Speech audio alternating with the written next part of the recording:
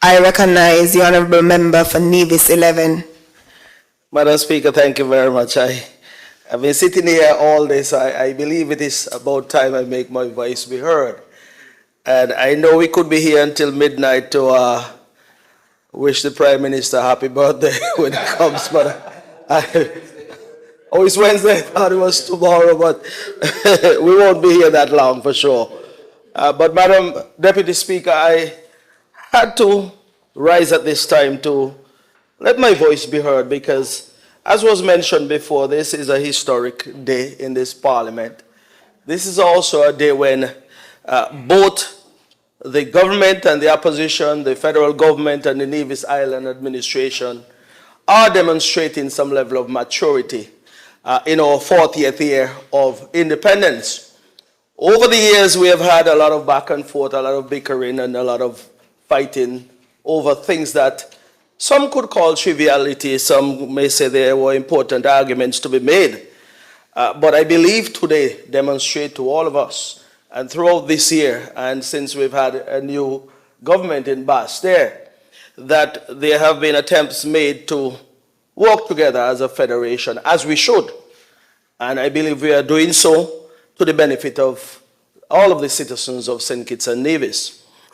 Of course, we have heard a lot being said, and I would just want to add a few additional points, not repeating anything that has been said here this evening. But part of the maturity that we have to exhibit, we have to look at other countries, larger organized countries, and ask ourselves the question, can we be the same? And I say that to say this. Countries like Canada sell power to the United States every day. It is a well-known fact. You're not hearing that Canada is shutting down power to the United States because of some disagreement over some sort. So when I hear persons say that there could be difficulties if there's power on Nevis and there is some bickering here or there that Nevis would shut down power, I look at that as some of us really thinking with that small mindset and are trying to elevate our level of thinking to the point where we can say we are on the level of those larger countries that are exhibiting such maturity. And what I want to say to this Parliament is that we can always come here and argue over all sorts of different issues and nothing gets done. So we can come here and perhaps watch things happen, like in Guyana. We're talking about Guyana and oil. We're talking about Saudi Arabia and oil. We're watching these countries. So that is us as a Parliament looking at these examples. Or we can come here as a Parliament and make things happen, which is what we are doing today. What we are seeking to do today, to ensure that in the near future, and I say near future, I don't know how long the process will take, but many of us would want it to happen tomorrow because of the difficulties and the burdens that we are, and the pressures that we are under these days with the cost of fuel. But we are a Parliament that will not just sit here and watch things happen or wonder what is happening, but we are going to make things happen. And that is the resolve we have on this side.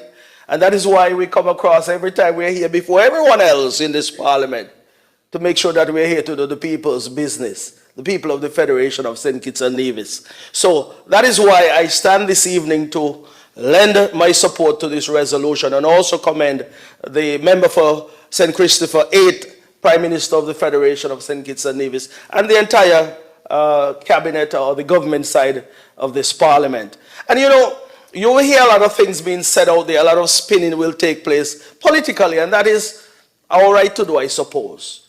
But what I want our people to understand is that after all is said and done, how much better are we when we, engage in all of this political banter so as to try to derail the progress of the Federation of St. Kitts and Nevis? Who's better off in the end?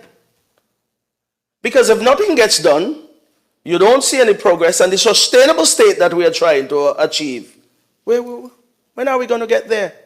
So there must come a time, and I believe it starts with us, and I believe the member for Nevis 9 was correct that the legacy that we leave behind is what we should be seeking to accomplish, not only to big up ourselves, but to ensure that that legacy is one that future generation can benefit from and can use that to further advance the Federation of St. Kitts and Nevis. We've heard about the benefits of geothermal. As a matter of fact, I believe in the United States, you're hearing that by 2030 they want to go all electric. So as the United States go, that's how we'll have to go as well. Because those particular cars will be sought after, our vehicles will be sought after by our people. I mean, it has been said that persons have been inquiring already. So imagine what the potential is with this particular move today and what can be realized in the future to come. I believe I am excited about this because since 2004 I've been hearing about geothermal. I believe I'm correct. Member for Nevis 9 can correct me. I was once the Minister of Energy in Nevis too, and I was, 2013 to 2017, was also behind this geothermal thing. And we have been trying. And there have been efforts made from all quarters to derail this project. But I believe we are back on track now. And my prayer and my hope is that we'll pull into that railroad station someday. And I'm talking figuratively, meaning that at some point, we'll see the realization of geothermal energy to the Federation of St. Kitts and Nevis and beyond.